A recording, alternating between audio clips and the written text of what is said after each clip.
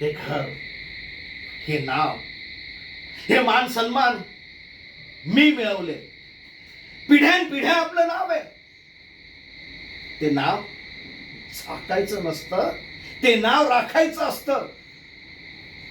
लोक म्हणतात मुलं मोठी झाली, पण मोठं होणं म्हणजे नुसती उंची वाढणं असतं का रे हरे?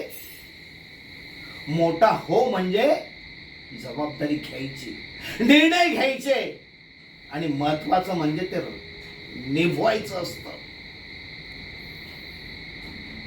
तुझी ती स्वप्न, तुझं नवच काहीतरी भास वाटतात रे मला ती. शिक शिक, मोठं होणं म्हणजे काय असतं ते.